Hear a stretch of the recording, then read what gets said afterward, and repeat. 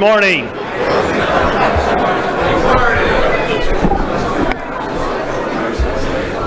If I can get everyone to take their seats, please, we'd like to get started with our program. Thank you.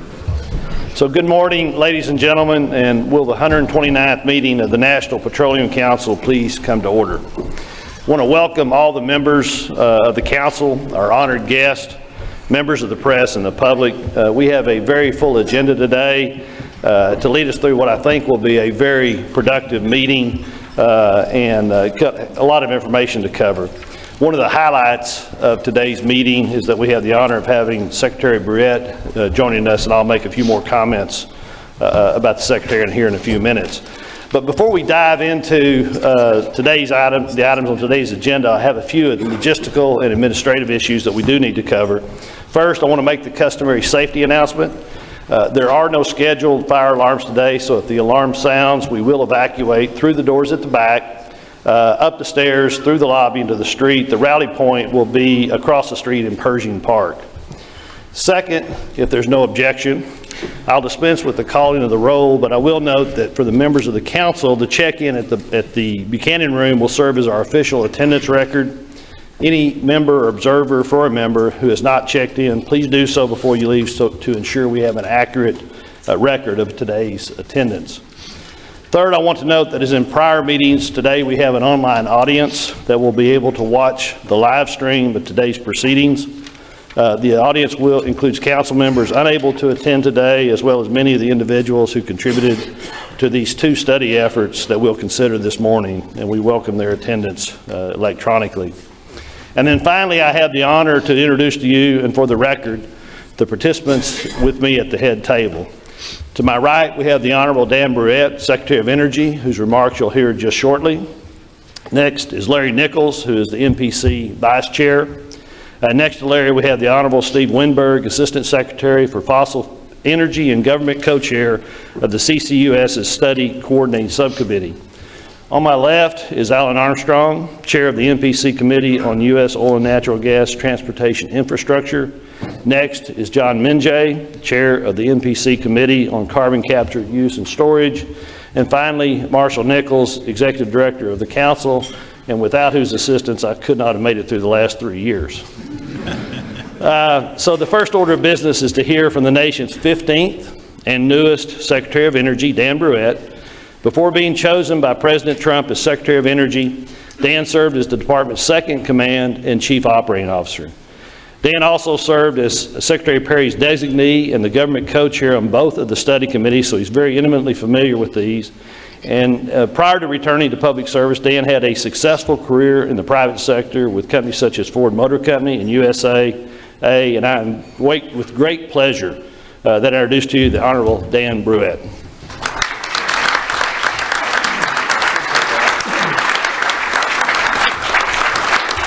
Thank you, Greg. Thanks for that kind introduction.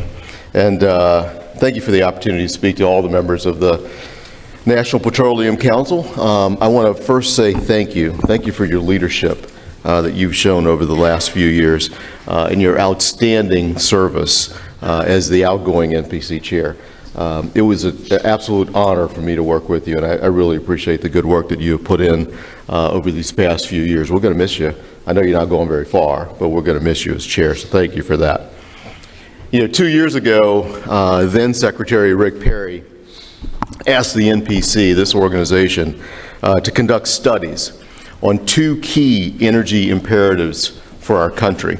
They included bolstering the infrastructure that delivers our energy and commercializing carbon capture, utilization, and storage, or what we refer to as CCUS, to make that energy even cleaner. And I'm delighted that as we meet here this morning, as we meet here today, the initial drafts of those studies have been completed. I look forward to receiving them. I witnessed firsthand the hard work and the dedication that was involved from the very beginning of this process. And I want to just take a moment and express my deepest appreciation to the members of the study teams for their invaluable service to our nation. I am very anxious and I look forward to receiving the studies and to looking at those recommendations. I am enormously proud of the work that we have accomplished during Secretary Perry's tenure. President Trump charged Secretary Perry and now myself. I was sworn in yesterday at the White House, so this is very, very new to me. Thank you. Very kind. You're very kind. It's still a bit surreal to me, so excuse me if I look a little bit dazed and confused on time to time. But, the President was very clear in his direction to Secretary Perry, and yesterday he was very clear to me as well. He wants to implement what he refers to as an all-of-the-above strategy that will increase the United States energy independence. And I'm beyond excited to share with you how we're meeting that charge at the Department of Energy and how we're addressing the challenges that lay before us. The United States remains in the midst of what you know, because you're in this business, an unparalleled energy renaissance. One that is already transforming our nation and our world in ways that were unthinkable just a few short years ago, certainly within my lifetime. And within this revolution is major progress, I should say, in clean energy. We're producing our energy more abundantly, more affordably, and from a wider range of sources than anyone could have ever imagined just a few short years ago. We're now the world's second-ranked generator of both wind and solar energy, and we are the world's largest producer of both oil and natural gas. Thanks to that, give yourselves a hand. Give yourselves a hand. Thanks to that incredible progress, in 2017, we became a net exporter of natural gas for the first time since the Dwight Eisenhower administration. Since 2017, we've doubled the number of countries that receive U.S. LNG, from 18 to 36 countries, and they now span 5 continents. And since July of last year, stemming from President Trump's agreement with the EU to increase imports of U.S. LNG, we've increased our LNG exports to the European Union alone by nearly 600%. This monumental rise is putting EU countries on a path to liberation from Russia, which has long wielded its energy supply as an instrument of coercion and subjugation. Meanwhile, this enormous energy bounty has kept global supplies reliable and prices stable for consumers, while marginalizing some of the bad actors like Iran in our global economy. And the same nation that leads the world in oil and gas production, the same country that is dramatically increasing its energy footprint worldwide, continues to lead the world, including every signatory to the Paris Accord, in reducing energy-related emissions. Add to this record a booming economy and unemployment at a 50-year low, and the conclusion is absolutely clear.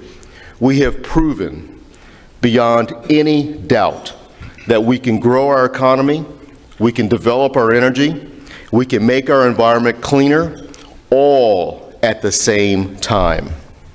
What's driving this impressive success story?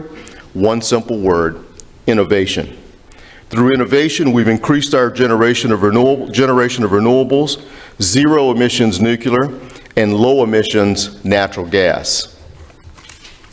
Through innovation, we've made coal progressively cleaner throughout the decades. The CCUS study underscores just how critical this topic is. Using CCUS technologies, we can and we will drive emissions down even further. And I'm encouraged by the cooperation on CCUS that we're seeing both domestically and around the world. Last year, I attended the 9th Clean Energy Ministerial.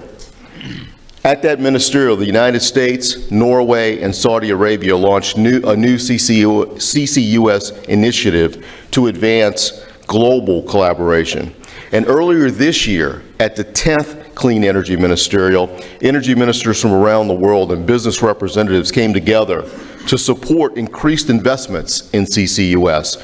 And while the members also, during the same period, the members of the Oil and Gas Climate Initiative announced their intention to collaborate on public-private partnership to accelerate CCUS technologies. And more recently, the leaders of both of these initiatives affirmed their intent to launch a CCUS initiative and industry worldwide. We strongly believe, this administration strongly believes, that CCUS has tremendous potential, and we are eager to see the full results of this NPC final study. If we want to continue this renaissance, however, we must ensure that our energy infrastructure remains fully up to the job to delivering the energy that we produce. Those of you in business know this. Our production numbers are up tremendously. That's beautiful. That's great. It's fantastic. If you can't get the product to market, we're going to have a problem. And that's our challenge today. And it underscores the importance of this infrastructure study. We at DOE believe that reliable, uninterruptible delivery of our energy is perhaps our most critical challenge. Ensuring delivery means, first and foremost, that we protect existing infrastructure from threats ranging from cybersecurity, cyber attacks, to natural disasters. DOE, as you know, is the lead agency responsible for that type of protection, and we continue to collaborate and coordinate with industry in the pursuit of this aim. And clearly, your study recommendations on this topic will be of great interest to me, our department, and to the entire business community. But protecting the infrastructure we have, while critical, is still not enough to ensure reliable energy delivery. In order to do that, we must build infrastructure that we absolutely need. And industry has been playing a leading role here, making significant investments in critical infrastructure development across the entire energy value chain. And given our historic surge in energy supply, this is an absolute necessity. But industry is being held back in certain cases from building enough infrastructure by what we feel are onerous rules and regulations. And recognizing this problem, President Trump, through his executive orders on infrastructure, took serious steps toward removing them. But federal regulations aren't the only problem. We must counter those who would do anything to stop the use of many important sources of energy. From outright banning energy sources to filibustering and blocking the construction of necessary infrastructure, certain bad actors are trying to slow job creators and decrease the benefits for consumers. Just 2 winters ago, a tanker was docked in Boston Harbor. I know that you all read about that, selling Russian gas. Why Russian gas? Because New York State refuses to allow pipelines to be built that would transport clean, affordable natural gas from Pennsylvania to New Englanders who need it. Due to one state's extremist policies, the entire New England region is cut off from receiving cheaper American natural gas. Money that could stay in the United States to keep our family and friends warm in the wintertime could be used to sustain jobs in Appalachia or even create them across the Adirondacks, is now going to a nation who continuously demonstrated its eagerness to weaponize energy as a means of domination. Clearly, we must deal with these threats to our energy delivery, and we are grateful to the NPC because your study aims to do exactly that. So thank you again for the tremendous effort that you've invested in 2 of the most critical energy issues of our time. It's our hope that as we look into the future, our country deals with this thoroughly with both of these issues, making our energy cleaner and ensuring its reliable delivery by innovating our way to genuine answers. Thank you for the honor of being with you today. I look forward to continuing our work together. Greg, thank you again for your leadership. Alan, thank you for your leadership. I look forward to working with both of you. Thank you.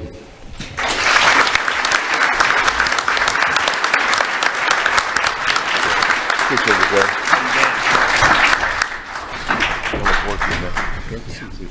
Thank you, Mr. Secretary.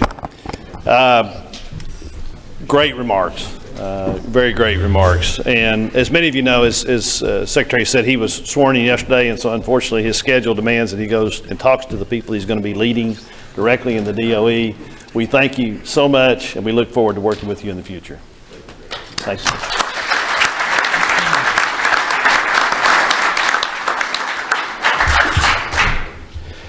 So our next order of business this morning is to address the reports that the Secretary mentioned. The first is the MPC Committee on U.S. Oil and Natural Gas Transportation Infrastructure.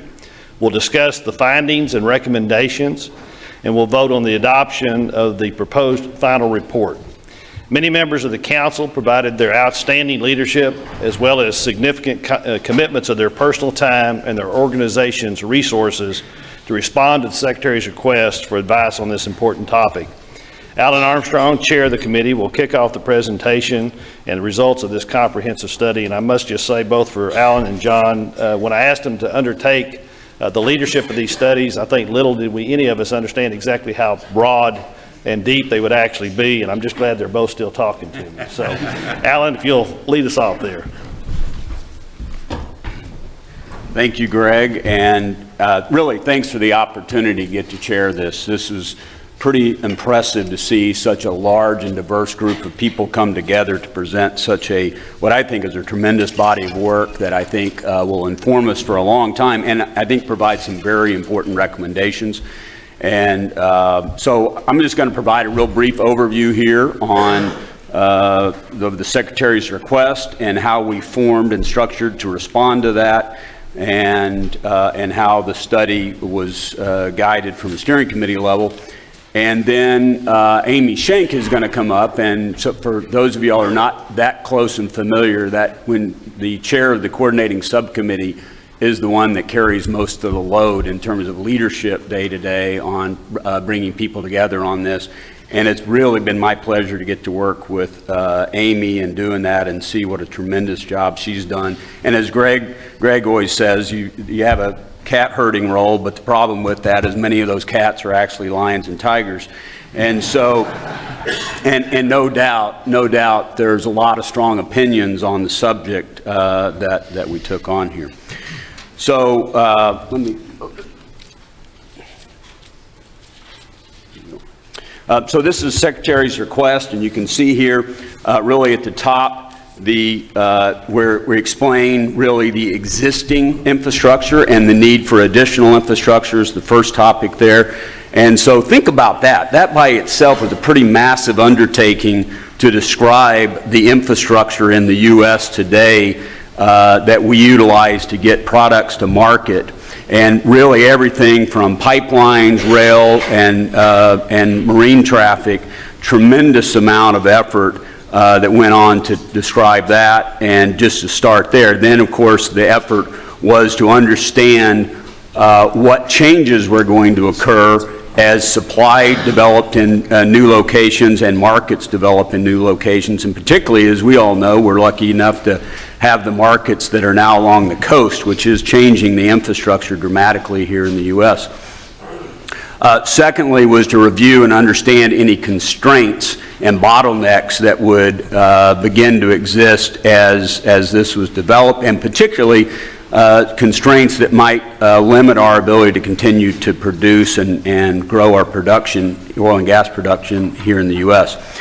And then finally, looking at technology and what could be done to improve the safety and resiliency of our system and the efficiency. And so all of these topics are large in their own manner. And then on top of that, you can see here the key questions that were thrown out. So from the Secretary as well. And so again, supply and demand infrastructure, a number of forecasts. You can imagine with all the changes going on in the markets today on both the supply and the demand side, and the impact of concerns over climate change, wide variety of supply and demand forecasts out there that the team reviewed and tried to understand what impacts that would have long-term on U.S. infrastructure.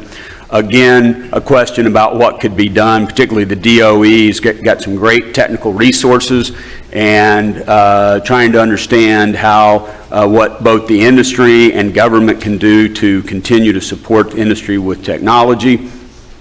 And then finally, and probably where a lot of the big issues are today, is understanding at the regulatory front what can be done to streamline and help with the development of infrastructure, and as well looking at policies in the future. So I would just say underlying this important request, as you just heard from the Secretary, is the tremendous bounty that U.S. oil and gas producers have created for our great nation. I often marvel at how far the oil and gas producers of our nation have brought us, both in terms of our economy, low-cost energy, and yet often it feels like we've done something bad rather than something good from my perspective. And I will tell you, from my vantage point, I often wish there was a real full appreciation for what's been done there. Having said all that, the innovation, the continuous improvement, the free markets and capitalism that we have here at home are very difficult to duplicate around the world. We are very lucky to have the structure and the capitalism, because it truly is the drive and innovation that comes with capitalism that has continued the improvement here in the U.S. of oil and gas production. All of that bounty is fantastic, but it really can't be realized unless we can get the product to market in an efficient, safe, and low-cost manner, and that's really was the underlying effort of the study.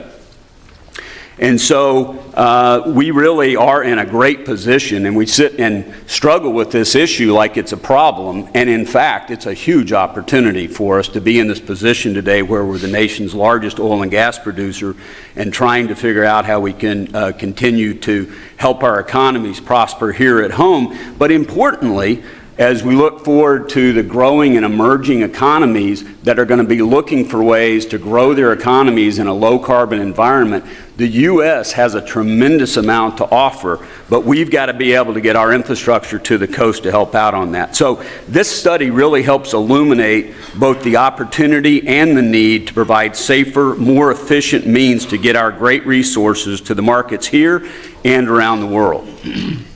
So as we look at how we develop the structure for this, you can see here the steering committee and the 4 task groups that were developed below that. And so for those of you not familiar, at the NPC level there was about 50 council members that were assigned to this particular study, and from that you can see we had about 9 steering committee members engaged in this. And really the role of the steering committee members was to make sure that the efforts were adequately resourced, and that when there was direction required on stickier issues, that the steering committee was there to help guide those difficult directions. And I will tell you, I was so lucky to get to have such a great steering committee to get to work with, very diligent and very thoughtful engagement on their part to keep the study moving ahead, even at times when there was difficult issues like how we address climate change within the infrastructure. And I'm going to comment on that very quickly, because that's probably one of the most sensitive and delicate issues that the study group faced.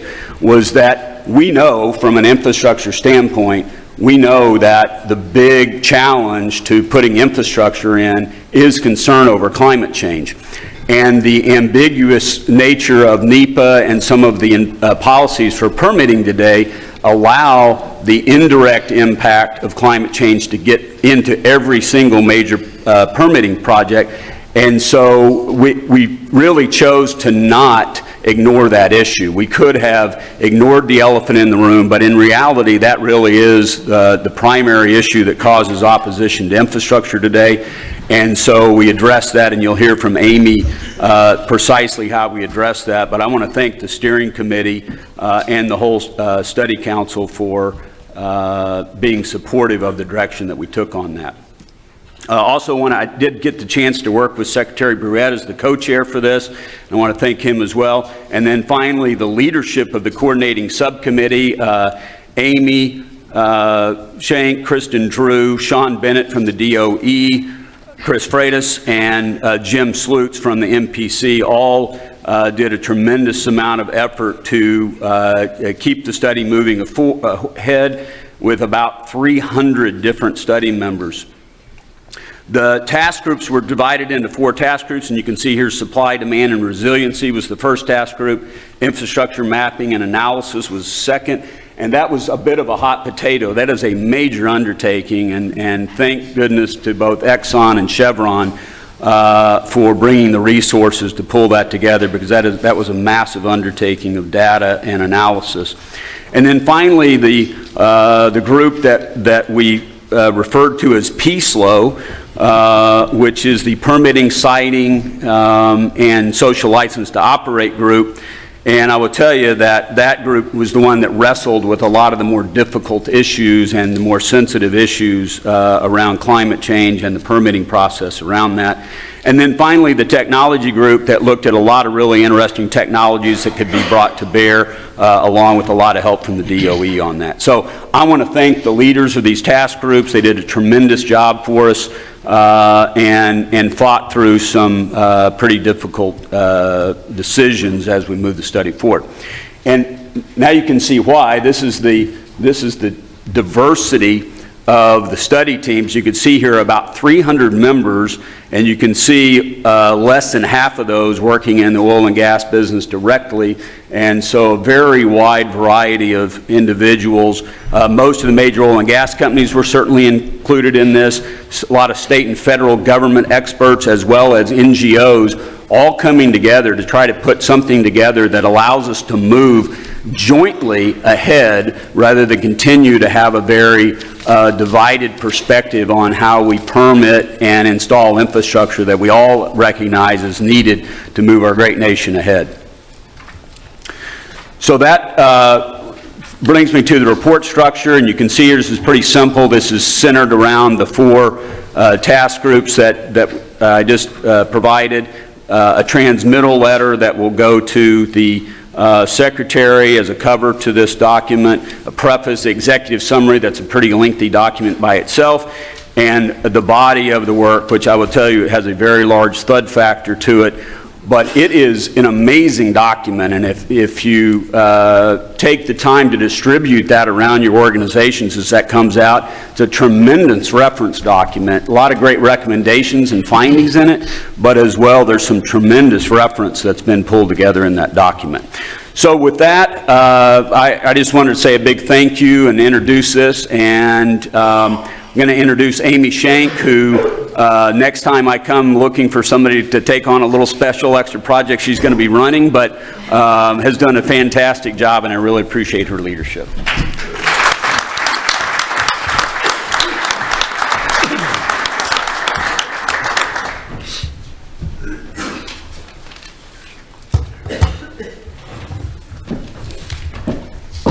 Good morning. Wow. I can't tell you how glad I am to be here. I want to start off by thanking the NPC members and staff. Throughout this process, I've been extremely impressed by the enthusiasm and passion of Jim Slutz, John Guy, and Marshall Nichols. And I'm thankful for organizations like the NPC that exist for the sole purpose of collecting diverse viewpoints and providing perspective and advice to the government. I want to thank Alan for providing me this opportunity to lead this important study and express how honored I am to be the one up here that's communicating the work product of so many amazing people. I want to thank the DOE professionals, many of them are sitting in the back of the room, who sat on every level of the committee, and they provided such amazing and valuable feedback and resources. We couldn't have done it without them. Of course, they all had to be there, so. I want to say thank you to all of the companies and organizations who gave generously of their most valuable resource, the time and talent of their people. I don't have time to thank everyone, you're probably glad about that. But I do want to acknowledge a few individuals before jumping into the presentation. I want to start with Sean Bennett, the Deputy Assistant Secretary for Oil and Natural Gas for the DOE. So Sean was my co-chair on the coordinating subcommittee, and he was by my side for every meeting. During that time, I developed a tremendous respect for him, his knowledge and experience, as well as his capacity to synthesize large amounts of information. I'm convinced Sean read every word, all 630 pages, because he provided feedback on almost all of it. I'd like to thank the individuals who chaired our 4 task groups and helped to coordinate the development of the executive summary, and I'm going to introduce them individually. I'm going to start with the supply and demand chapter that was chaired by Paul McNutt from Conoco and his government co-chair, Ken Vincent. Next is infrastructure, resiliency, mapping, and analysis. That was led by Lydia Johnson and Brooke Harris from Exxon, along with Rich Kane from Chevron, and Doug McIntyre, who is their government co-chair from the DOE. The permitting, siting, and social license to operate task group was led by Maria Dunn from Phillips 66 and Mark Gibbia from Williams, along with their government co-chair, Christopher Freitas. And then there was the Technology Advancements and Deployment task group that was led by Jay Churchill and Doug Sauer from Phillips 66, along with their government co-chairs, Jared Saferno and Eric Smithstad from the National Energy Technology Laboratory at the DOE. And then there was Tom Eisenberg, who's retired from Exxon, and you might recognize his name. He's worked on several of these studies, and he had the daunting task of authoring the executive summary. And finally, I want to acknowledge Kristen Drew from Williams. Kristen was my assistant on the study, but that title doesn't begin to describe the level of her contribution. Through Kristen's tireless efforts, immense dedication, and superb organization, she made sure all those hours spent in all of those windowless conference rooms were the most efficient and productive that they possibly could have been, all while contributing her own experiences and knowledge to the study. So for that and everything else that you did, Kristen, I want to say thank you. So in May of this year, smack dab in the middle of the study, I took a 3-day weekend. And I went to Panama City Beach, Florida. I was facing a half Ironman triathlon, which anybody who knows me will tell you is what I do when I'm not working. Now, normally, Panama City Beach is a beautiful place. It's a great place for family vacations. You can build sand castles and drink little umbrella drinks for hours. It has sugar sand beaches and light ocean breezes and pretty mild temperatures. At least that's what the website said when I signed up. But on this weekend, there were thunderstorms in the area. And at 6 a.m. on that Saturday morning, I found myself standing on the beach with about 2,000 other athletes facing 5-foot waves, riptide warnings, high winds, and unseasonably high heat and humidity. And even as I faced those challenging conditions, I knew that not competing was not an option. I mean, I'd paid a ton to be there. I'd shipped my bike, so. And there was no doubt that the day was going to be difficult, but I trusted my training, and I knew that I wasn't in it alone. The only way through it was forward. So when it came my turn to start the race, I scanned the crowd and found my husband. I gave him the thumbs up, and I headed into the water. That experience reminds me of the challenges that we faced on this study. We were charting a course for oil and gas infrastructure into the 21st century. The conditions for permitting in several regions are very hard, and our future energy needs were hotly debated. The pathway to reconciling these frictions appears to be difficult and sometimes even impossible. But those of us in the industry, our stakeholders, and our government partners are in this together. It's going to be a journey that we take one step at a time, and the only way through it is forward. And just like how I started that day on Panama City Beach, facing the 3 intimidating elements of waves, wind, and heat, the study identified 3 overarching challenges. First, we must modernize the National Environmental Protection Act and its associated permitting processes. We must develop a national climate policy that considers today's social conscience. And we must draw on smarter policies, better technology, and the intensive engagement with stakeholders that's needed to meet our nation's growing energy demands. And we have to do all of this while keeping our economy strong.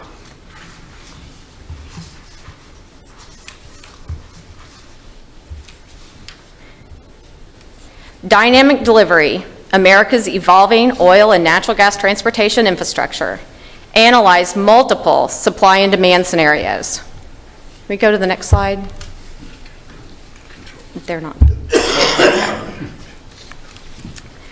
So we analyzed multiple supply and demand scenarios, which provided the foundation for our analysis and our recommendations.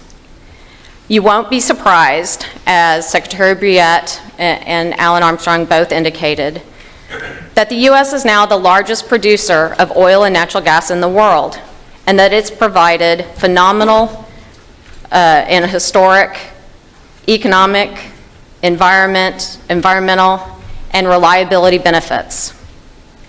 You might, however, find it surprising that at the same time that the U.S. was seeing this exponential growth in oil and gas development, that our overall CO2 emissions decreased by 15%. Now, this is primarily due to natural gas replacing coal for electricity generation, but there's also the benefit of some technology advancements. One of the most surprising findings, and the one that I use in the elevator speech that I give anytime anybody asks me what I've done for the last 18 months, is that no matter what scenario you choose, even the low carbon, high renewable scenario, America's need for oil will remain significant, and the demand for natural gas will continue to grow well into 2040. There's no doubt that the shale revolution has been huge.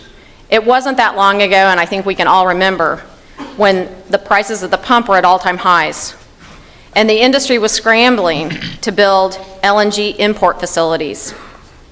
But then everything turned on a dime. Natural gas and gasoline prices plummeted, and the industry all of a sudden found themselves in a situation where they had to try and figure out how to turn all those import facilities into export facilities. And some of them hadn't even been commissioned yet. If history has taught us anything, it's that when it comes to oil and gas supply sources, the only constant is change. Tomorrow's supply centers will most likely not be where they are today. American ingenuity will continue to surprise us. And while our existing oil and natural gas infrastructure is amazingly flexible and resilient, the study shows that it has flexed just about as much as it can. More infrastructure will be needed if we're going to allow these benefits to continue. Connecting new supply and demand centers in the future will hinge on the industry's ability to secure significant public and private investment that's needed to expand pipelines, ports, rail, and inland waterways. When new infrastructure is delayed, bottlenecks form or worsen, such as what we're already seeing today in New England, as well as in the Port of Houston, also in the form of export capacity limitations. These bottlenecks result in regional pricing discrepancies, fuel shortages, and the missed opportunity for all U.S. citizens to benefit from the lowest possible energy alternatives. And even when we have adequate investment and projects that are already permitted and shovel-ready, the study found that we are currently experiencing skilled labor shortages, and those shortages will increase in the future, providing yet another challenge. The value of our existing infrastructure is impressive. Oil and gas infrastructure accounts for 10.3 million jobs that provide $714 billion in income and $1.3 trillion in total economic benefit along with billions and billions in tax revenue. This graph shows that as production has grown, the cost of utilities and ultimately the cost to customers has decreased. And you can see here that the price impact of the shale boom has driven the energy cost of goods production down in almost every sector, anywhere from 2 to 8%. But even with all the societal benefits that we highlight in the study, projects are being delayed and sometimes stopped entirely. And the permitting process has become unnecessarily complicated. In order to maximize infrastructure value, we must find a way to minimize the negative impacts on interstate commerce brought on by frictions between federal and state interests and preferences. The NPC recommends that all levels of government should engage in constructive dialogue and about the overall economic benefits from the nation's energy resources. And at the same time, industry must engage with stakeholders and work to minimize impacts and risks. In order to maximize economic contribution of ports and inland waterways, the MPC recommends that Congress fully appropriate the revenue coming into the Harbor Maintenance Trust Fund and the Inland Waterway Trust Fund to restore and maintain all of our U.S. ports and waterways to their authorized dimensions and expand where needed. To ensure a skilled workforce is ready and able to build and maintain the infrastructure that we need, the MPC recommends that the federal government, states, secondary schools, and industry work together to promote vocational career education and advocate for registered and accredited apprenticeship programs. This graphic depicts one of the many supply chains that we studied and illustrates that it takes many types of infrastructure working together to provide the resilient systems that we enjoy today. And I'll again use the example of the shale revolution to illustrate this point. Up to now, our flexible, resilient, interdependent infrastructure systems have combined with technology improvements to facilitate the development of the tight geologic formations that previously had been inaccessible, bringing tremendous benefits to consumers. And that need for flexible and resilient infrastructure is not going to go away. Okay, so you can't read this chart. It's got lots of timelines and really tiny print.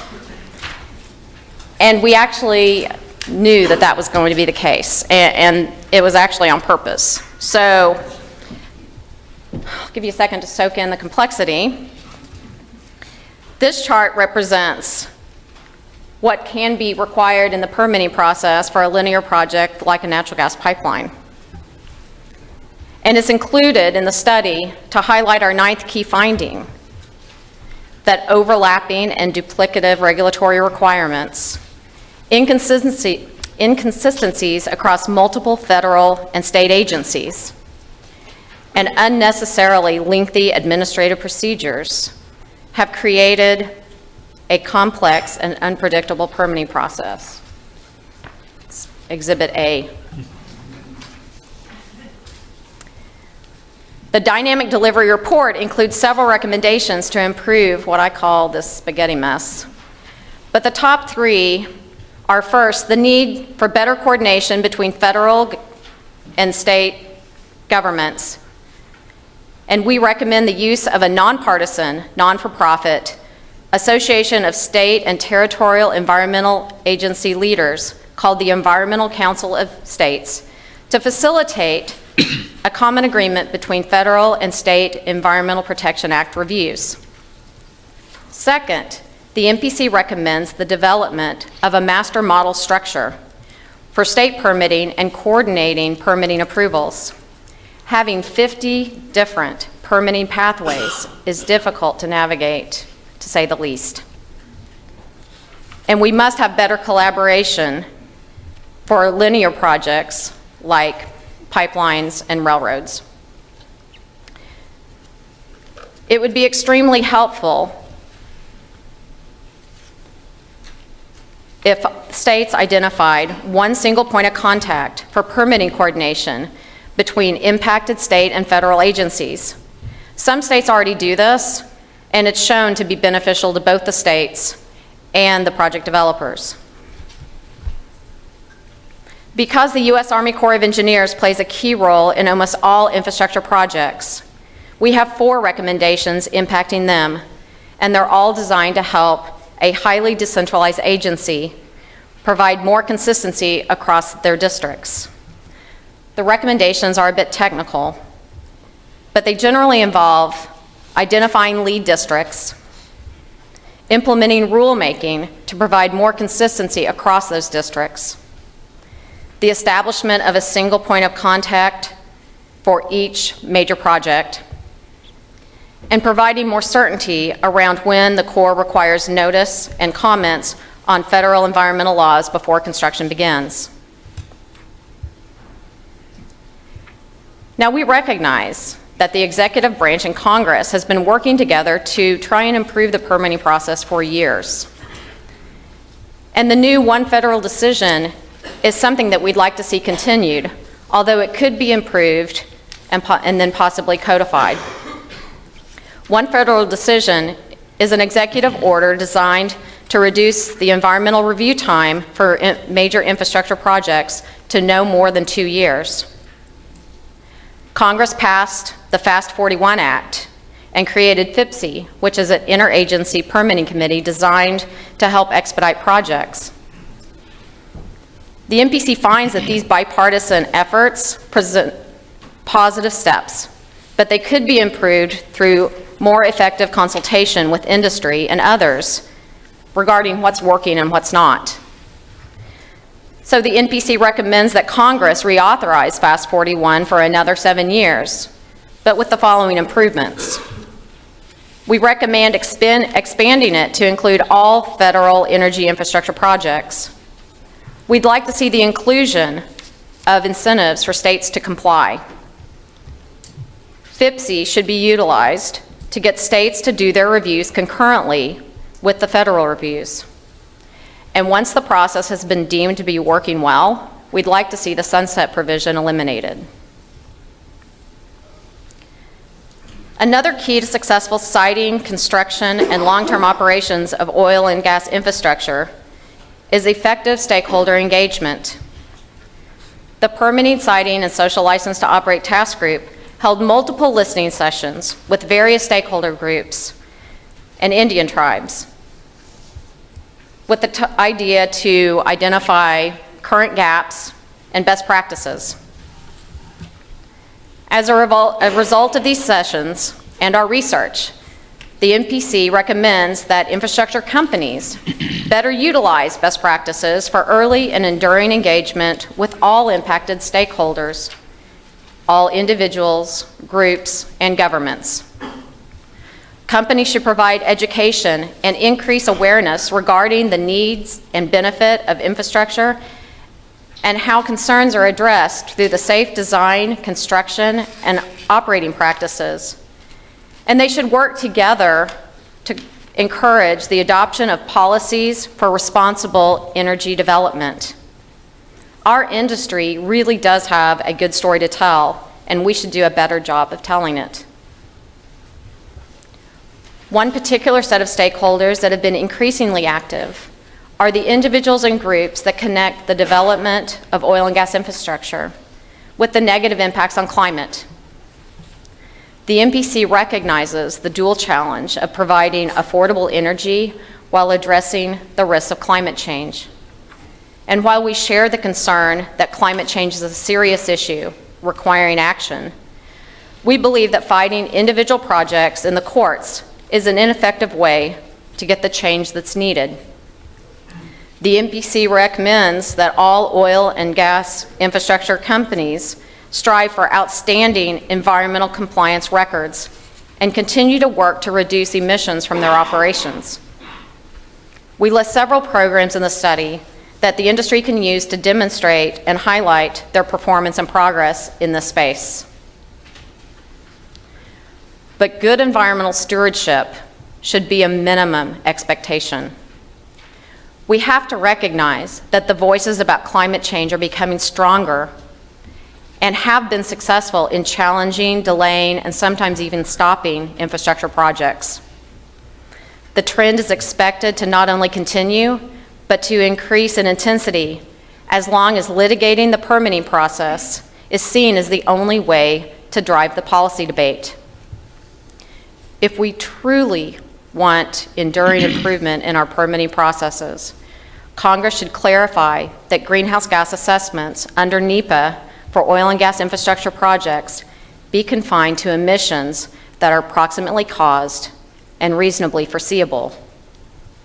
And in parallel, Congress should enact a comprehensive national policy to reduce greenhouse gas emissions and seek to harmonize federal, state, and sectorial policies that enhance efficiency and effectiveness. At this point, I'd like to talk about technology and its link to safe, environmentally conscious transportation operations. When Alan reviewed the study demographics, you might have noticed that over 100 individuals contributed to the technology advancements and deployment chapter. That's over twice the number of people who worked on any of the other chapters, and there's a good reason for that. The oil and natural gas transportation industry continues to drive vast improvements through all transportation modes, including pipelines, rail, truck, and marine. So it took a lot of folks weighing in on the good things that are already happening and to help identify the best opportunities for future development. Through the hard work of those 126 people, we verified what we already knew, that oil and natural gas arrives at its destination with a high degree of safety, reliability, and environmental performance, nearly 100% of the time.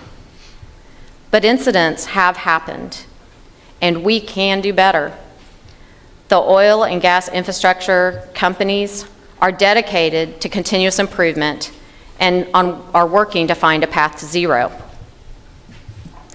The MPC found that advancements in new technology contribute greatly to the industry's safety, reliability, and environmental performance. And overcoming challenges and barriers to new technology development and deployment would help accelerate these improvements. The MPC makes several actionable recommendations focused on collaboration between federal agencies and, in some cases, industry. 4 of those are highlighted in the executive summary. First, the Department of Transportation should create a faster way for new technology to be adopted. The DOE, the EPA, and the U.S. Coast Guard can all be helpful in this process as well.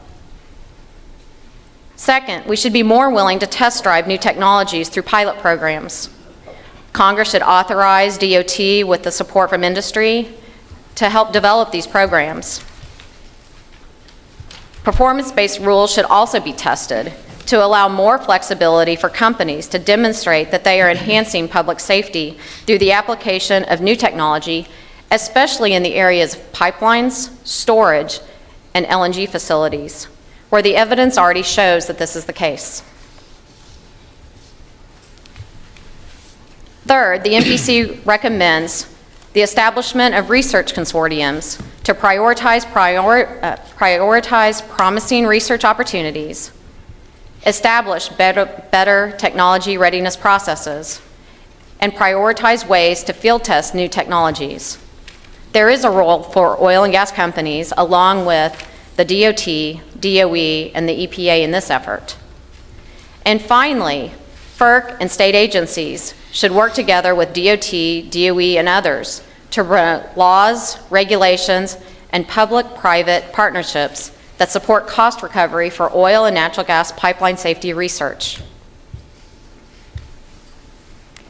As a part of our investigation into technology, the Secretary specifically asked us to evaluate the risks of cyber attacks on our oil and natural gas infrastructure. In doing that, we found that cyber threats to energy infrastructure control systems are increasing, and security protections are being challenged due to increasing connectivity and growing malicious cyber activity. To counter those risks, cybersecurity protection should be advanced in 3 ways. The industry, trade associations, and the federal government should work together to maintain up-to-date, performance-based cybersecurity management standards to be adopted by industry. These threats are evolving quickly, and we have to maintain up-to-date playbooks.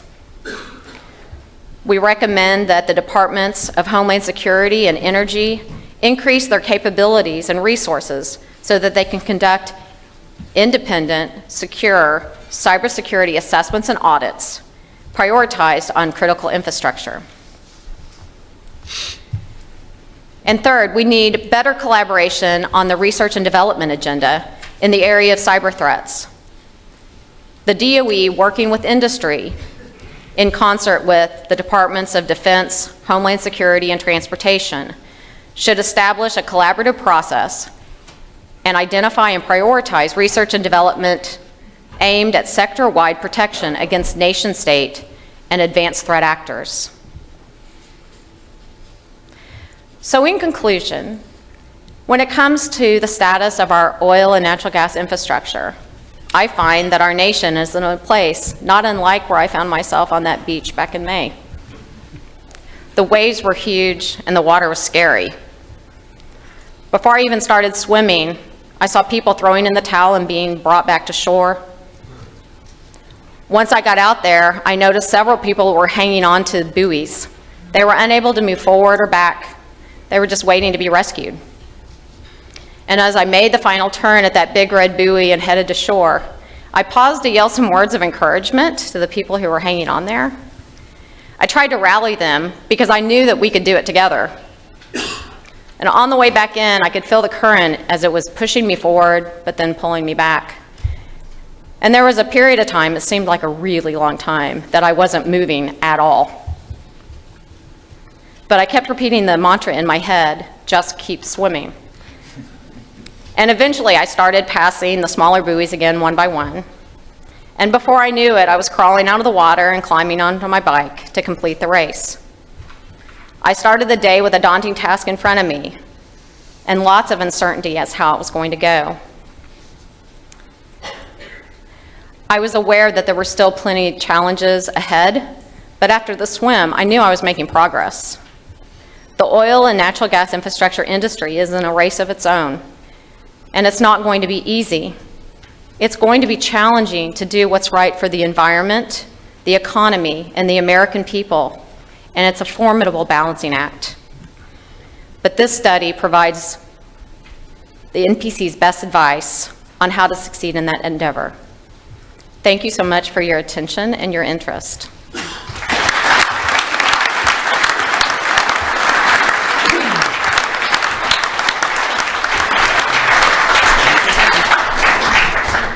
Okay, thank you, Amy. And I think I was the inaccurate weather forecast in that story from Amy's part.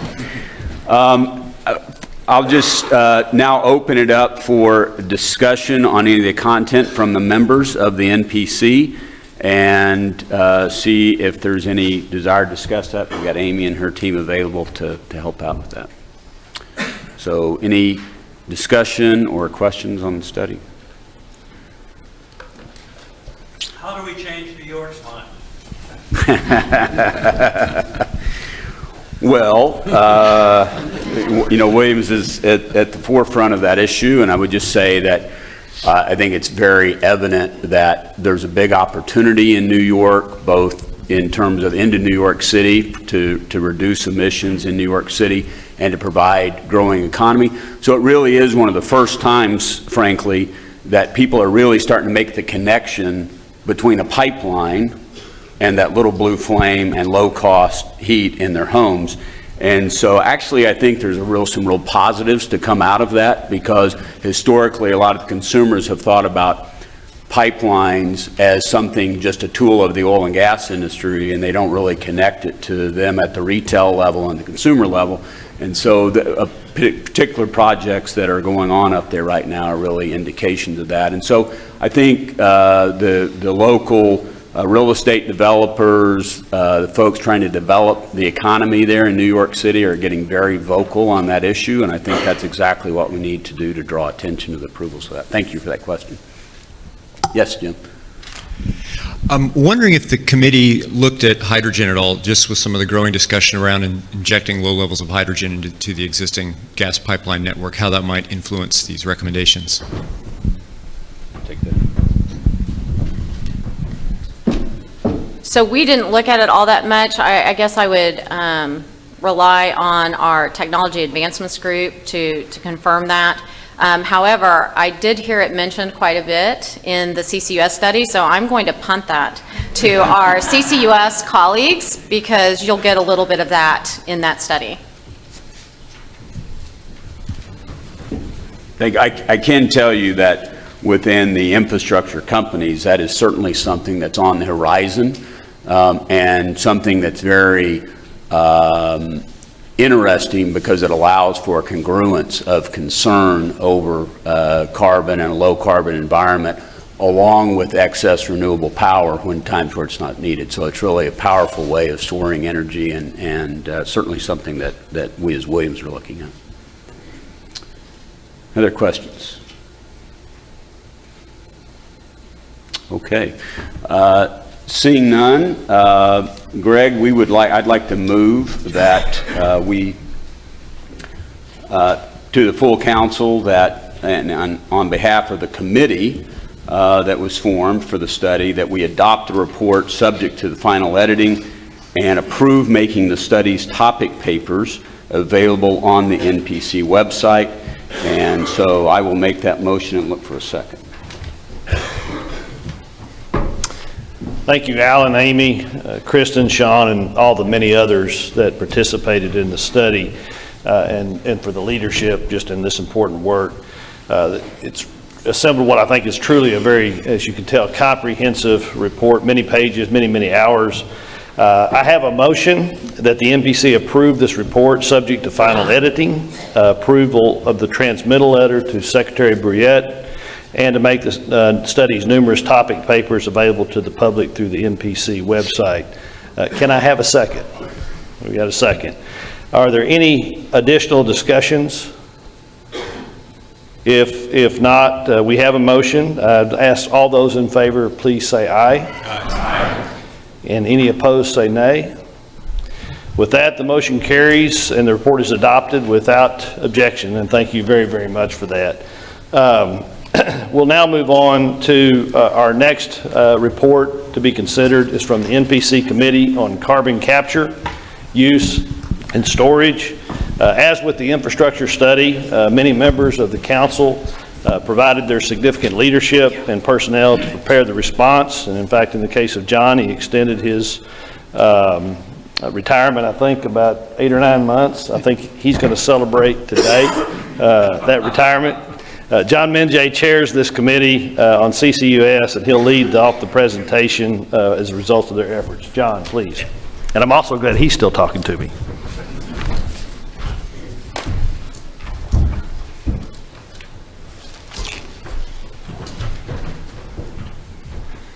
Thanks, Greg, and good morning, everybody. I didn't get any, so just this one, huh? Okay, so great to be here. I'm going to talk about the carbon capture study that we've worked on over the last 18 months. So the title we came up with is Meeting the Dual Challenge, a roadmap to at-scale deployment of carbon capture, use, and storage.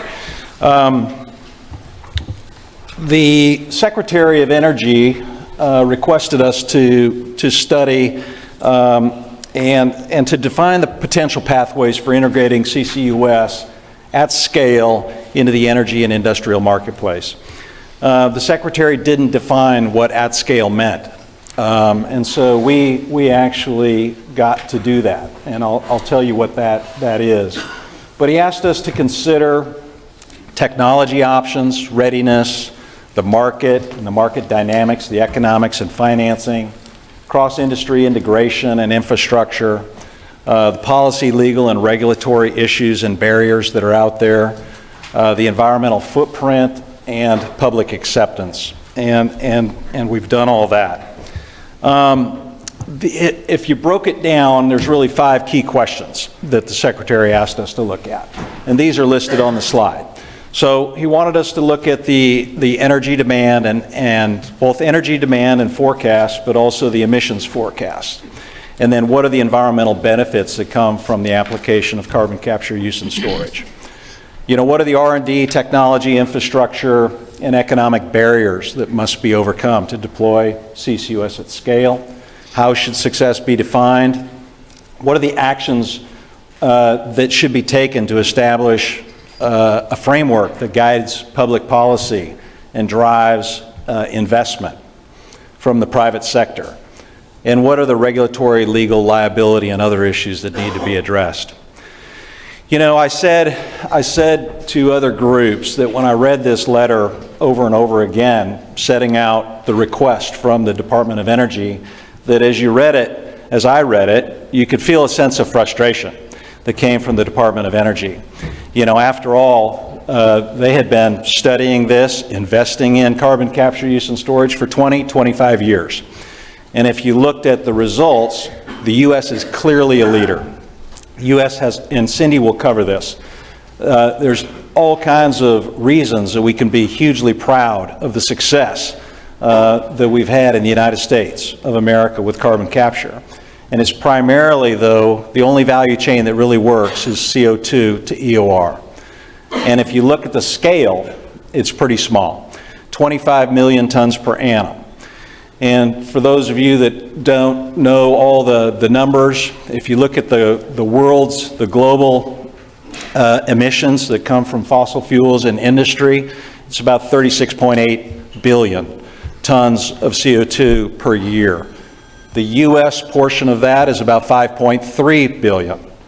And so if you look at how, you know, the amount of emissions that are stored or abated through carbon capture today, after 25 years of work, it's 25 million, so less than 0.5% of the yearly emissions.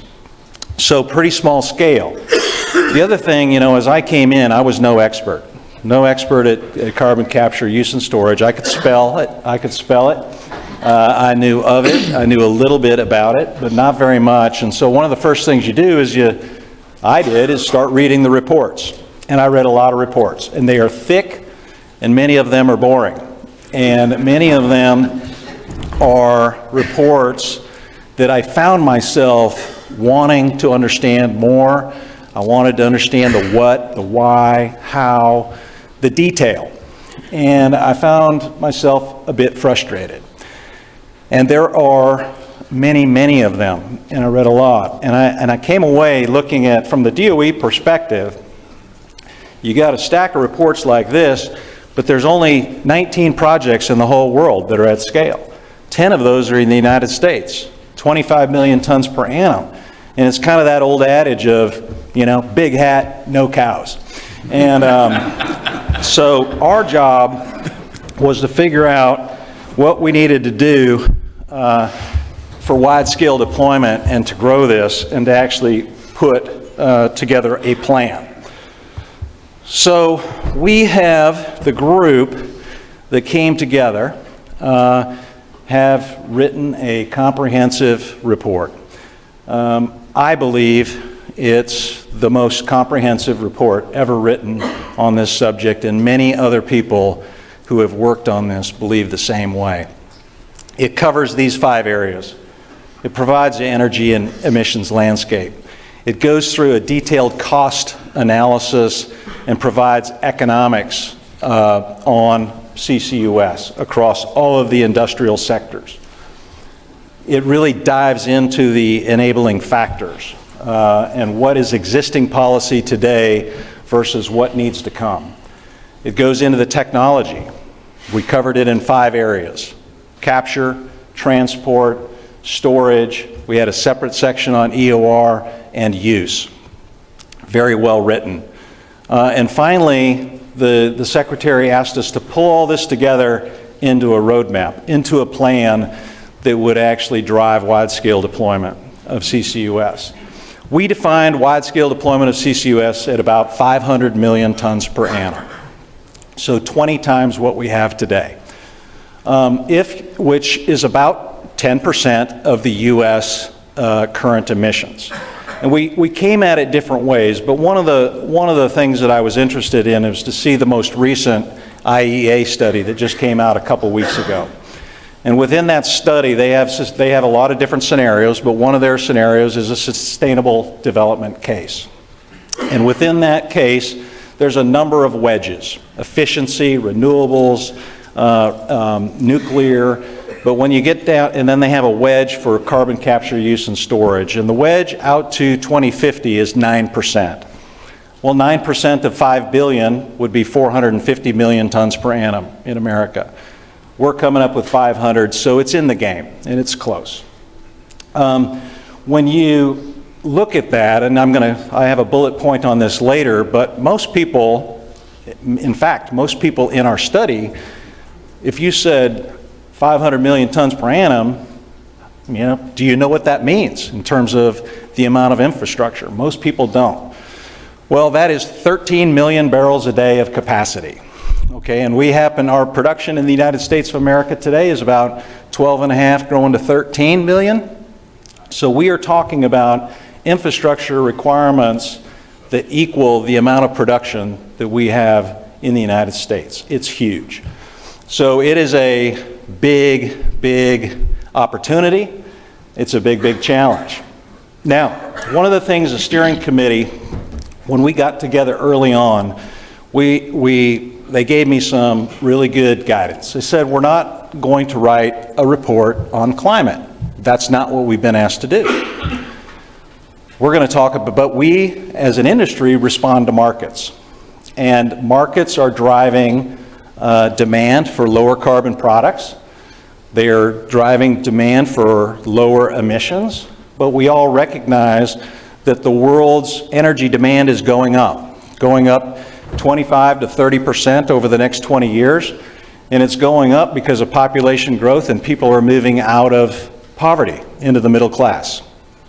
At the same time, there's more and more demand for lower emissions to combat the risk of climate change. And so that's the dual challenge. And we kind of center the rationale and the emissions and energy landscape around the dual challenge and the fact that markets are driving consumer behavior, governments are taking action, and we in the United States of America are blessed in so many ways, and we have a real opportunity to not only to build on our leadership position that we have today.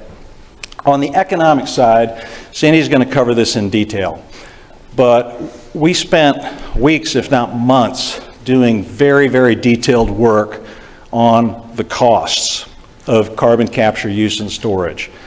Why? It's the economics are the fundamental biggest reason we don't have very many cows. Okay, so it's because people can't make money based on the incentives that are available today, but also the barriers that exist within the regulatory front or on the legal side and whatnot. And so really understanding the fundamental economics was absolutely central to what we have done. And the team have done a tremendous job of that at pulling together, looking and doing detailed work, using a cash flow model to actually to determine what incentives are going to be needed to drive investment. The enabling factors, beyond the executive summary, read chapter 3. It does go to the what, the why, the how, the who, and by when. It is and we set ourselves that standard that we really want to explain to policymakers the rationale, the reasoning, so that when we get into a debate, we can actually have real meat to be able to talk to, and it just doesn't go over people's heads. And I think that the team have done a tremendous job there. On technology, we wanted one place where we could cover, where people could go that wanted to learn that could read some well-written chapters on each of the technology, the 5 areas that I talked about later. But then we also really say that we have to have more investment in technology to drive the costs down out into the future. That's the key purpose. And Cindy will also cover that, but we're recommending a tripling of the budget that goes into R&D to drive those costs down out into the future. Finally, we have pulled all of this together and put it into a roadmap. We have a prioritized plan that has 3 phases that goes from 0, or from where we are today, to 500 million tons per annum. It's over from today for 25 years, and it lays out in detail across the financial side, the regulatory side, the legal side, but also public support, and all those 4 areas in a lot of detail. We believe it's the most comprehensive report written, and we believe that it will be used for years and can be used regardless of political parties in the White House or within the department. We think this is good for all seasons and will be a toolkit that can be used for many years. So how did we organize? Much like Alan. And I don't have a slide listing everybody's name, but you can see the same structure with the study committee, the steering committee, the coordinating subcommittee that Cindy led, where the bulk of the work gets done, and then you see those 5 groups below. I just do want to recognize, though, the steering committee who gave me a ton of work.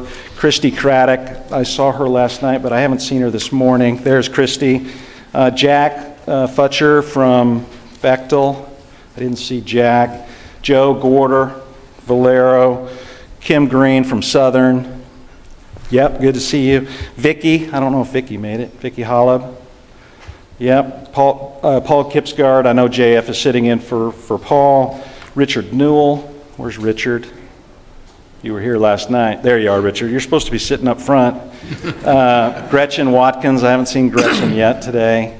And then Darren Woods right up front. So thank you guys. We couldn't have done it. I couldn't have done it without you. Our team, Cindy and the team couldn't have. The steer that you gave was fantastic. Much like the other study, this was all pulled together with a hugely diverse group of people. And only about 1/3 of the people that worked on this study came from oil and gas. And we held everybody together. Nobody walked. The environmental NGOs didn't walk. Academia didn't walk. We didn't agree on everything. We did not agree on everything, but we agreed on most things. In places that were tough, we didn't punt the ball down the field, give up on it, put some high-level, wishy-washy thing that no one could understand. We actually dealt with it and tried to determine what we could agree on. And in most cases, we really moved the ball down the field. And I'm real proud of the team for doing that. And we also, the request of the secretary was for us to engage the National Coal Council.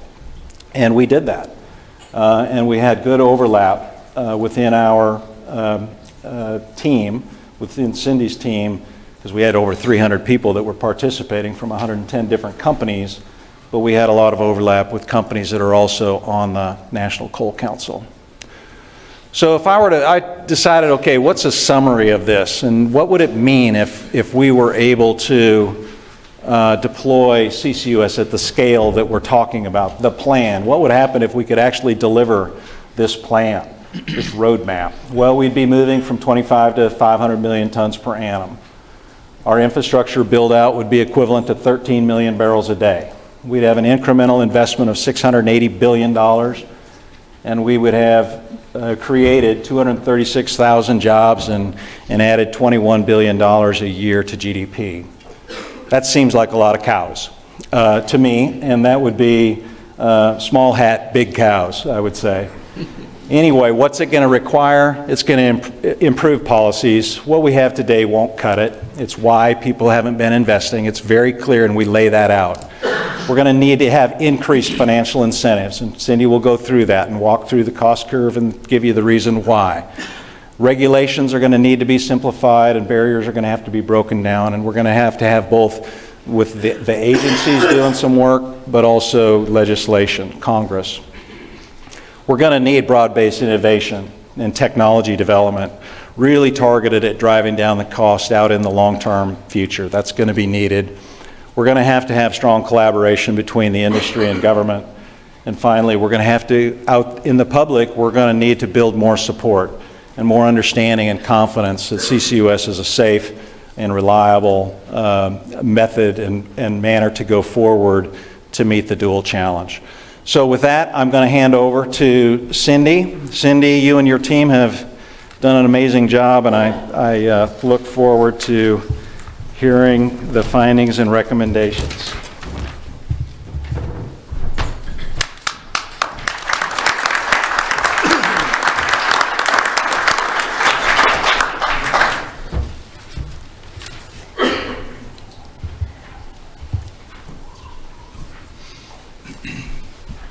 Thank you, John. Next, on behalf of the over 300 participants of the NPC CCUS team, we'd like to share an overview of the context, findings, and recommendations of this report. So John and Amy both teed up the dual challenge, but we just wanted to remind you that we're facing this fundamental dilemma as a society, which we refer to as the dual challenge. With every indicator pointing to a growing global population and expansion of relative prosperity worldwide, the demand for energy is on an upward trajectory. It's also clear that carbon dioxide, or CO2, emissions are on the rise. The dual challenge of providing more energy to support growing populations while reducing greenhouse gas emissions is one of the fundamental challenges society is facing today. So we also, as context, wanted to share an understanding of the value of the carbon capture, use, and storage value chain. Requires understanding the CCUS supply chain, where we engage a broad spectrum of technologies to create a carbon management system. CCUS is a process that begins with capturing CO2 emissions from industrial sources or directly from the air. The CO2 can be converted directly, the CO2 is transported and then can be converted into useful products at a very small scale, or much more often, the carbon dioxide is compressed and transported to be injected underground, where it is safely and permanently stored. There are many potential ways to link the building blocks of CCUS supply chain. Some technologies are mature, and many require further development. And one more piece of context, here's the diagram that John was talking about. But while carbon capture, use, and storage is not the only answer, we hope to demonstrate through this report that it can play a critical part of an all-of-the-above solution in any attempt to address emissions reduction, and CCUS should be a critical part of the U.S.'s strategy. In addition, CCUS technologies under research and development today offer the best potential approaches to a negative emissions scenario, which may be required to remove CO2 directly from the atmosphere. Okay, so one of the differentiators that John described in the study, and he also pointed out where we spent a huge amount of time, was the cost assessment. So this is one of the most ambitious aspects of the report, was undertaking an economic cost assessment conducted through a thorough bottoms-up analysis of CCUS costs across the largest stationary sources of carbon emissions in the U.S. This analysis was generated using costs for proven technologies, amines-based capture, pipeline transport, enhanced oil recovery, or saline storage. Costs were developed using expertise from a broad range of specialists. Our analysis provides the value of financial incentives and the business case needed to enable deployment, the case for research, development, and demonstration, RD&D, that can lead to reduction in costs, an economic impact analysis of these investments and the direct impacts on jobs, gross domestic product, income, and tax revenues. So we've done a lot of work. We wanted to point out, you'll see numbers on the next slide, but we are also going to make several of our tools available online through the NPC website. So if you'd like to rerun some of the cost models with different numbers, with different assumptions, we'll make that available to you. One of the key tenets of our project was show our work, show people how we came up with these costs, and if you would do them differently for a specific project, you'll be able to do that using this tool. So the next two slides illustrate the approach and the output of this cost work. This curve is an illustration of the results of the cost modeling we just described, and we'll quickly walk through this to help orient you to the approach and to the outcomes. First, the elements of the work. The x-axis depicts the annual volume of CO2 emitted from stationary sources in the U.S. We use 2018 in million tons. This is a snapshot of the cost for deployed today. Using data from the EPA and the EIA, we focused our analysis on CO2 generated from the top 850 stationary emission sources. This represents about 80% of the U.S. emitters, stationary emitters. These point sources include CO2 from ethanol, power plants, cement, petrochemicals, steel, natural gas processing, fertilizers, and others. The x-axis is not a timeline, but represents the cumulative emissions of about 2 billion tons of CO2 from these top 80% of source emitters. The y-axis is the cost per ton to capture, transport, and store for each of these point sources in the model. The cost per ton gives an indication of the minimum financial revenue or benefit needed to incentivize project development. The curve is arranged by lowest cost to highest cost projects. So here we show three illustrative examples of the 850 point sources that we modeled, one for ethanol, one for cement, and one for natural gas processing. In these three examples, the lighter color indicates the cost for capturing the CO2 emissions, and the darker color indicates the combined cost for transport and storage or transport and use. In our model, we made the following assumptions: a 20-year asset life, a rate of return of 12%, 100% equity financing, 2.5% inflation rate, and 21% federal tax rate. While each point source was modeled using the methodology previously described, the actual costs of any specific project may be different, as each project has unique attributes that could cause it to be higher or lower than the cost displayed in this model. But what we really wanted to do is at a big, broad portfolio base, give you a sense of what the emissions in the, addressing emissions in the US could look like. Another item we'd like to call your attention to are the downward arrows on this curve. These represent notional cost improvements resulting from RD&D investments. So here's our cost curve again, and as previously referenced, the study envisions three phases of deployment: activation, getting started, expansion, and at-scale deployment. The first, activation, is represented by a dark blue segment on this chart. This gives us a jump start by clarifying existing federal tax policies and regulations. The middle range is the expansion phase, is built upon congressional actions and regulatory agencies' enhancement or expansion of existing policies. And the lighter blue section on this curve, which as John described earlier, takes us to at scale. The at-scale phase would require additional financial incentives and policy support to continue investment towards the 500 million tons per year of CO2 abatement. This level of deployment is estimated to occur over a 25-year time frame.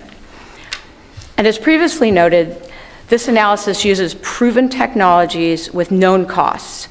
As noted by the yellow arrows, successful results from the proposed RD&D initiatives could reduce the policy source support required in this phase. And in this model, we estimate that a 10, maybe up to 30% reduction in costs could be achieved through RD&D.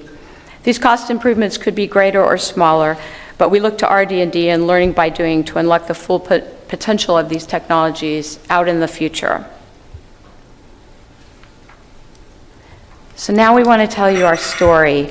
You're all familiar with the NPC process of crafting findings and supporting recommendations as an executive summary. While we're not writing a novel, we want to assure you that our findings tell a comprehensive story, and we'll run through those now. We have 10 of them.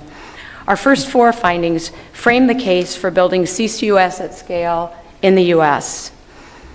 The report highlights the dual challenge and the fact that addressing this cost-effectively requires CCUS.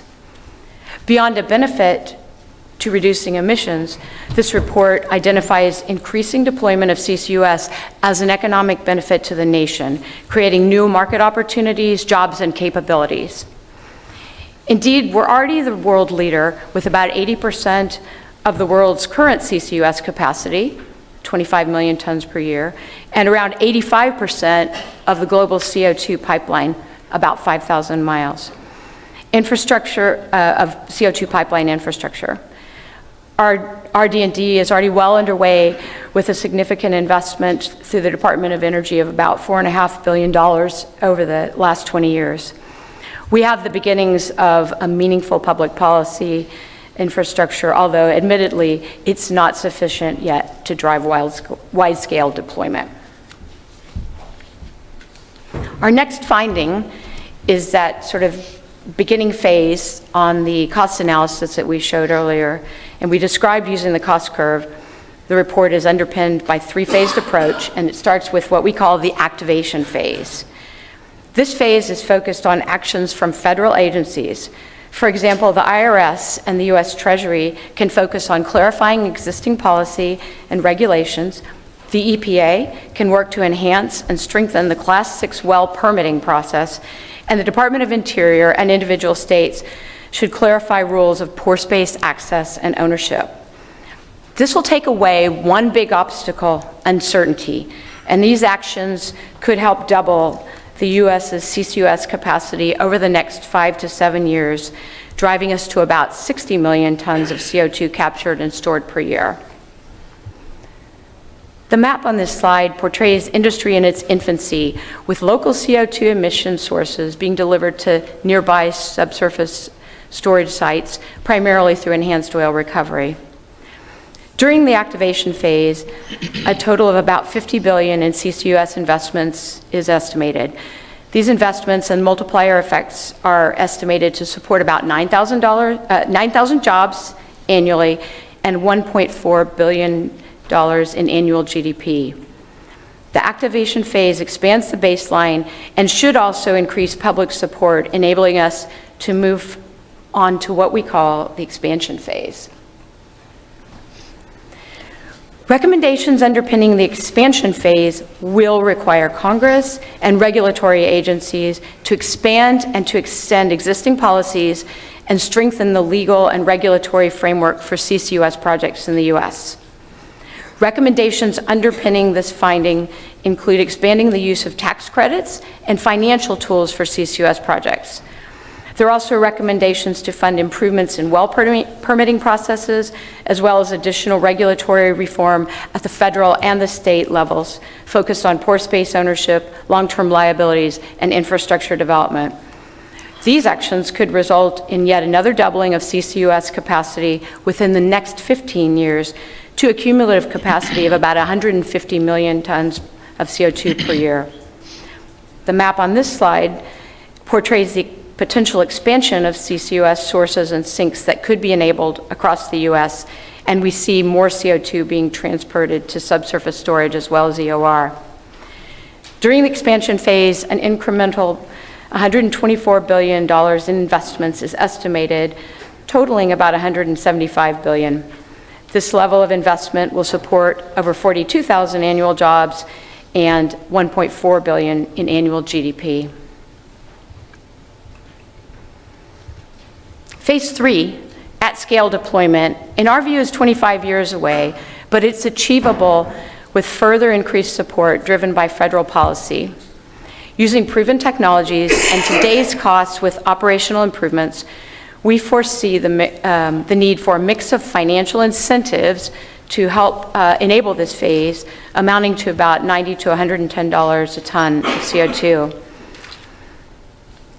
Our map demonstrates the broad range of sources and sinks connected by a pipeline distribution system that grows across the continental United States, illustrative of the at-scale deployment of the CCUS supply chain. During the at-scale phase, total investments will reach $680 billion. The annual economic impact from this level of investment supports over 230,000 jobs and results in almost $21 billion in annual GDP. A point that's really critical to make here is just because the results are phased out over 20-25 years doesn't mean the work should be deferred. Because of the complexity of many of these solutions, we feel like the work underpinning activity in all three of these phases should begin now. Our next finding is the critical role of RD&D investment. A commitment to CCUS must include an ongoing investment to research, development, and demonstration.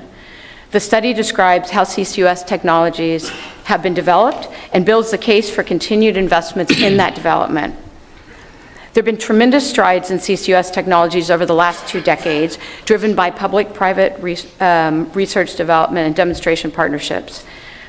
Today, technologies across the supply chain vary in maturity. More mature technologies, like absorption capture via amine scrubbing, are well understood and have been in use for decades. The good news, we have a lot of experience with amine capture and know how to do it. However, there's unlikely to be a significant improvements in cost just from enabling more RD&D just for this technology. But if we focus RD&D on less mature emerging technologies, the potentials for breakthrough is much greater. A step change could decrease costs and lower the investment needed to unlock the benefits of at-scale deployment.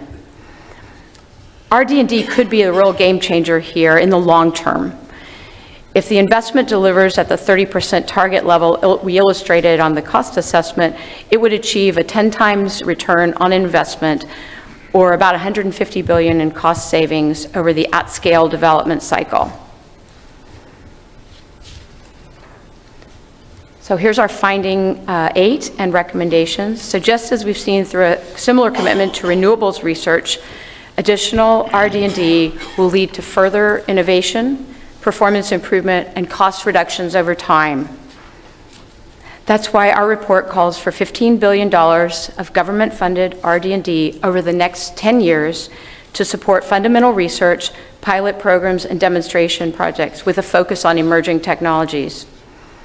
Industry will also continue to partner with government, investing significant resources of its own to further research and development. Okay, to be clear, none of this, with the possible exception of phase 1, can be accomplished without public understanding, public confidence, and public support. This report recommends an engagement approach aimed at informing the public and securing that support. And our final finding is that we believe the oil and gas industry has a huge amount to offer in ensuring that continued U.S. leadership in CCUS deployment. This sector has experience in designing and deploying the major projects required to execute at-scale deployment, a deep knowledge of full value chain integrated systems, an experience in developing and deploying new technologies, and a safety culture that should enable us to move forward. So just to kind of summarize the key messages of the report, the U.S. is the world leader and is uniquely positioned to deploy CCUS at scale. CCUS can be deployed today. However, the economics of CCUS are challenging. Deployment at scale requires clarity, stable and enduring policy and regulations, and incentivization to catalyze development. Investments in research, development, and demonstration will continue further applications and help us drive down costs. Finally, these actions can stimulate new industry in the U.S., creating jobs, capability, and economic growth for both a U.S. and a global marketplace.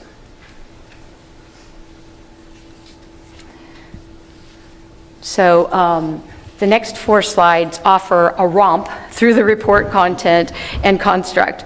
We hope you'll review the entire report, and these slides will give you a sense of how it's organized. The report is very, very content-rich, but the findings and recommendations can all be found in the executive summary. And as John noted earlier, at the highest level, the core elements of the report are captured on the 2-page roadmap to deployment in the executive summary. The report has 3 parts: the executive summary, Volume 1 covering the aspects of growing to at-scale deployment, and Volume 2 covering the current state and future opportunities for CCUS technologies. Volume 1 highlights the energy and emissions landscape, economics, policy, regulatory, legal enablers, stakeholder engagement, and provides much detail, as I said, on the underpinning cost estimates and economics. Volume 2 describes the technologies of the CCUS value chain: capture, transport, geologic storage, EOR, and use. And it also offers the case for future investments in RD&D. So we know you're all eager to dig into the rich content, and we're thrilled to report that the report website will be active in about an hour, depending on the outcome of this discussion, and hopefully you'll all be able to download the content soon. The hard copy report and executive summary will be available in 1Q of 2020. Pending your endorsement of the study, the CCUS team will be sharing the results with key stakeholders throughout 2020, and if you would like a further presentation, please contact the NPC. And just a final slide. This report had over 300 authors. It might sound like too many cooks in the kitchen, but in this case, we benefited greatly from the broad ranges of experience and perspectives on CCUS. The at-scale deployment of carbon capture, use, and storage in the U.S. is intriguing and potentially highly beneficial endeavor, not only from a policy and a business perspective, but also from a society that is demanding a lower carbon future. It's highly complex, and we could not have designed the roadmap without all of these people.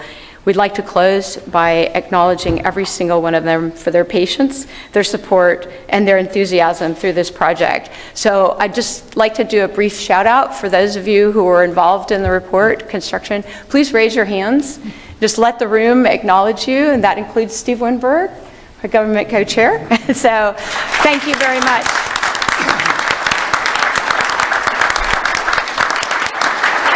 So with that, I'll turn the floor back over to John Mingé. Okay, thanks, Cindy. That was excellent. So in the same way that Alan did, I open up the floor to any questions or comments on this study. All right. I've always been taught to don't hesitate in this moment.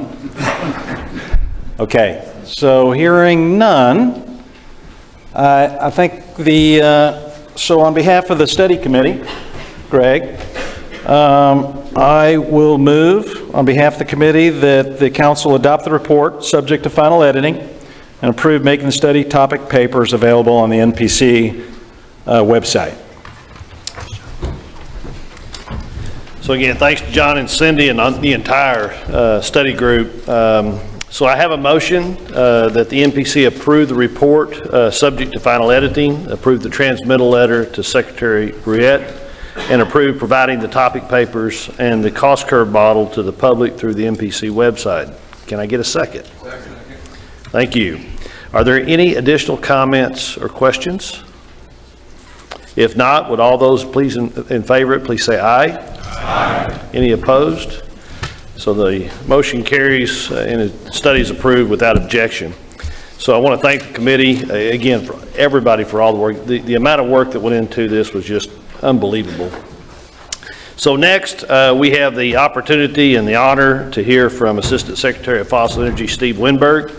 Steve is the Secretary's designated official for MPC matters, and we're particularly grateful to you for your cooperation and support throughout this entire study process, which was pretty amazing. If you were in one study group, you went to a lot. If you were in both study groups, you went to a heck of a lot of different studies. And so I invite you for the opportunity to make some comments.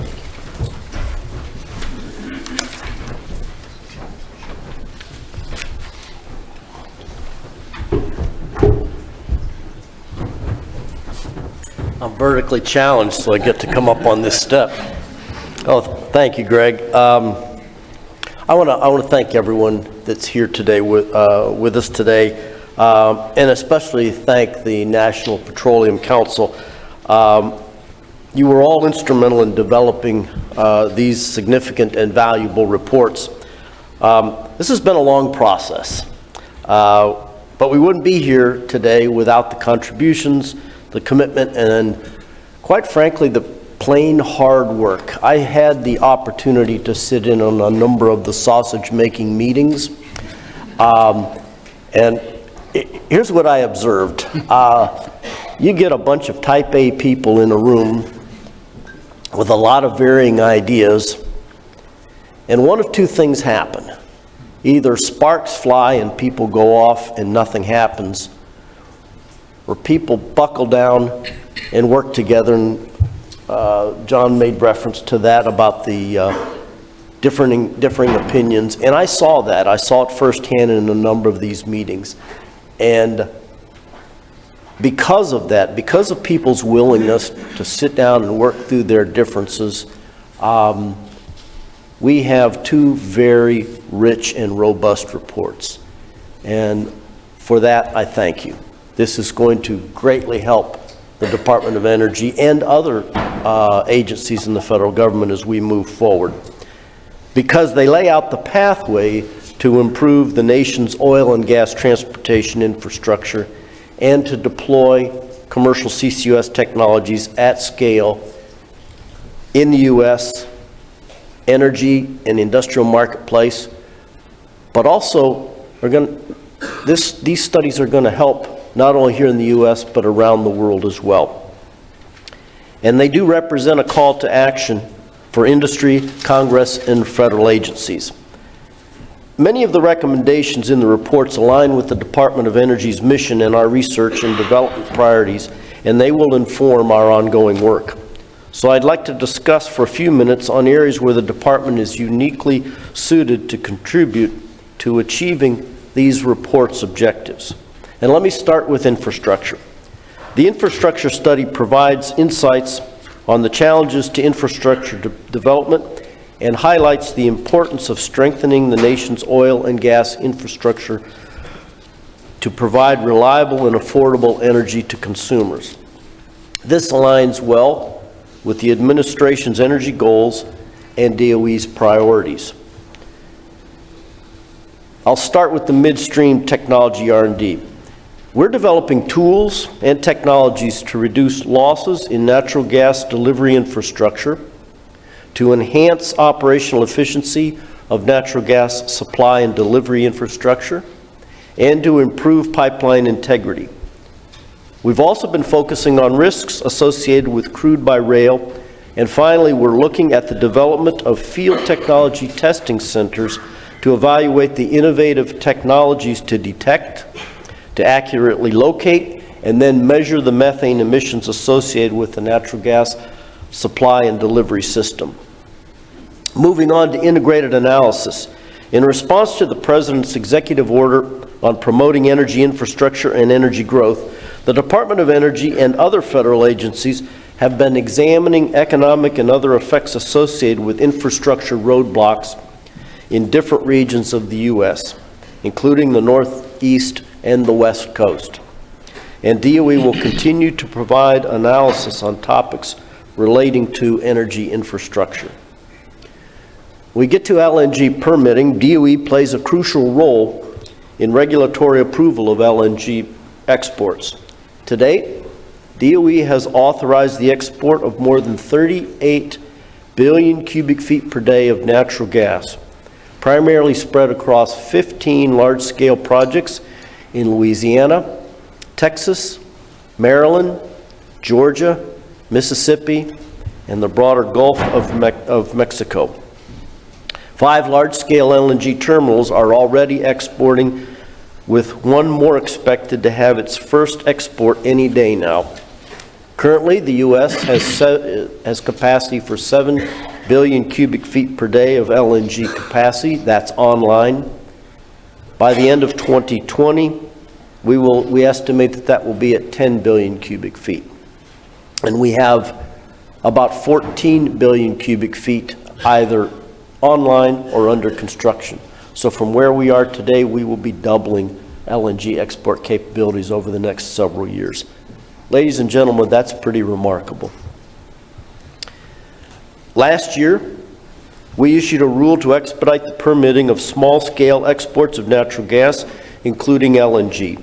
And DOE will continue to work to streamline this regulatory process. Moving on to government and industry collaboration, DOE coordinates with the Department of Transportation, particularly with PHMSA, on pipeline reliability and natural gas storage facility operations, and we hope to expand our research collaboration with PHMSA over the next year. As the sector-specific agency for cybersecurity in the energy sector, DOE's Office of Cybersecurity, Energy Security, and Emergency Response, otherwise known as CSER, is focusing on improving the understanding of risks and mitigating them, clarifying industry and government roles, and building capacity and information sharing to better secure U.S. energy infrastructure. Ensuring energy infrastructure requires consistent industry-government collaboration. That is not going to go away. It's only going to become much more needed as we move forward in time.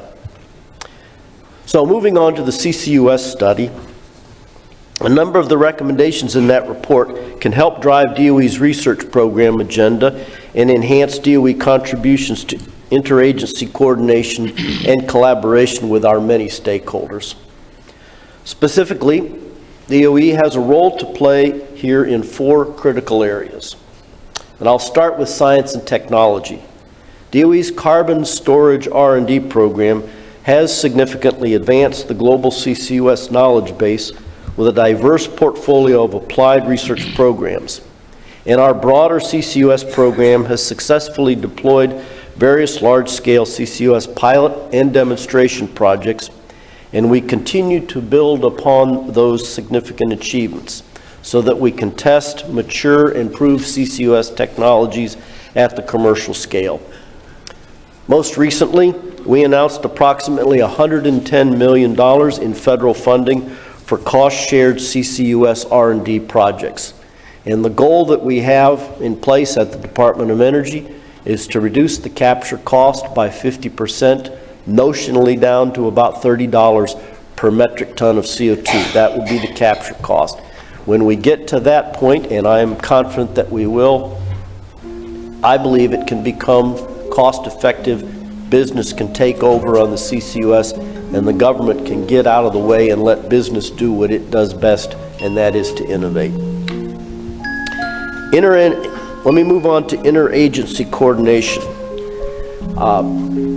I've been in DC now for 2 years, and it's pretty apparent to me that traffic gridlock and congressional gridlock happens all the time.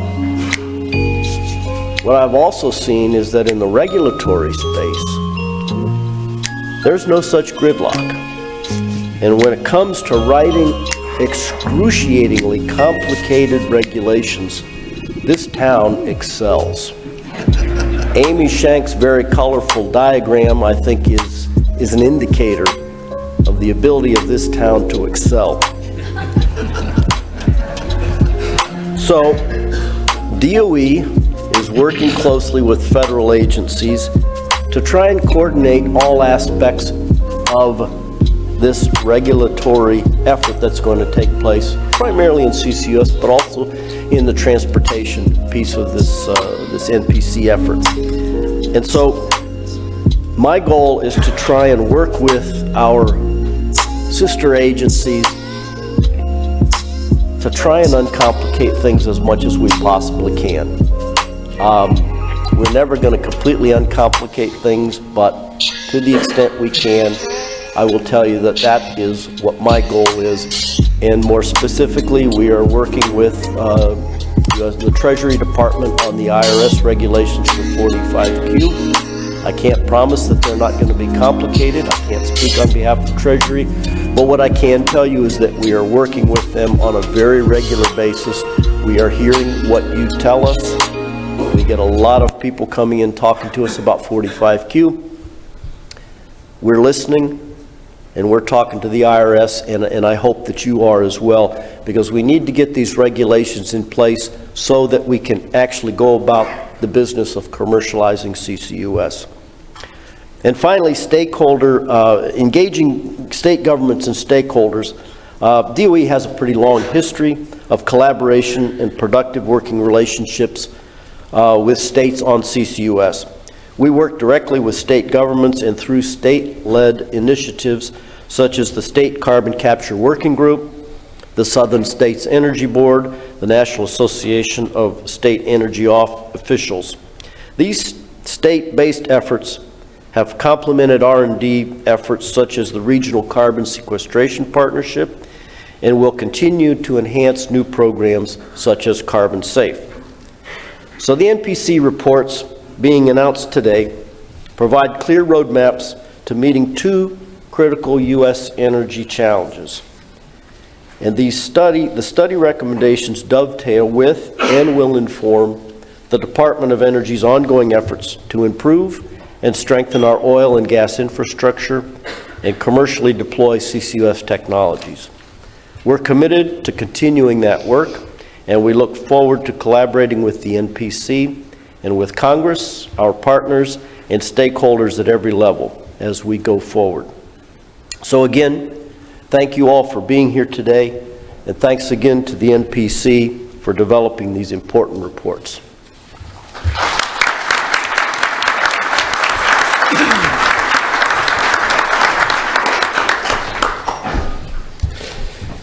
So thanks, Steve, for sharing those remarks, and we trust that you and others in the national, state, and local governments will find the assembled data, analyses, insights, and recommendations useful in addressing the difficult balance among environmental, economic, and energy security goals. And we look forward to sharing the results with the public. So we'll move on to administrative matters. Before I address those, I have two announcements. First is that our webcast will now conclude. For those in the online audience, we thank you for watching our proceedings this morning and encourage you to download and read the final reports which will be posted at www.mpc.org following the adjournment of this meeting. We'll wait just a minute while they go ahead and disconnect.